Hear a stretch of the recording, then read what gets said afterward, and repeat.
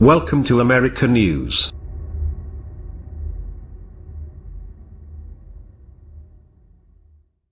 By its very nature, police work can put officers in the middle of highly charged situations that sometimes run the risk of escalating into violence. Now, one police department is looking to better train its officers to keep such confrontations from getting out of control. The Milwaukee Police Department's effort to address bias is a consequence of many highly charged confrontations that have landed officers in court, reports CBS News correspondent Dean Reynolds.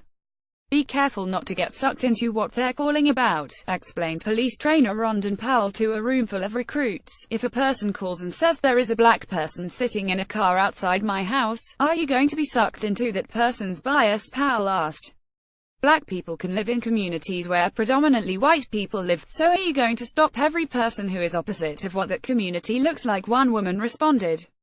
Another man said, "Be aware of your biases, but also be aware that part of the employment here is to investigate things that are out of the norm." Rondon Powell teaches recruits, "I grew up in a neighborhood in the inner city of Milwaukee, where police and community relations were not good at all, and I found out that there are certain things that I viewed when I was a kid that really wasn't true, and as I became more of an experienced police officer, I began to obtain a desire to come to the academy and teach recruits." Powell said, "I think in the last 5 years what we've seen is a great deal more attention being paid to what's called de-escalation skills," said Milwaukee Police Chief Edward Flynn.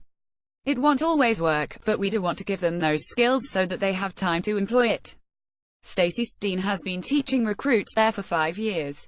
"Ideally we want as police officers to gain your cooperation through words," Steen said. Police Chief Edward Flynn, "The recruits have to pass state tests covering more than 1,000 hours of training. There's no other occupation in government, none, including the military, that puts so much responsibility on the shoulders of the lowest-ranking member of the organization," Flynn said. Angela Kluenka and Lorenzo Mahomes are two of those recruits. "I live here in Milwaukee and I plan on living here throughout the rest of my life.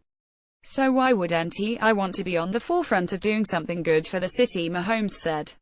"If you come into contact with somebody, and you treat them with respect, and, you treat them like you'd want to be treated, I think that can go a long way towards kind of building trust between the community and the police department," Kluenka said. And as those recruits cross the stage and become officers, they get one final reminder from their chief. No matter how many scenario-based training you do, no matter how many skill sets you, sooner or later they are applying this in a dynamic, stressful, ambiguous set of circumstances. "And that's the true test," Flynn said, "and that's when character takes over."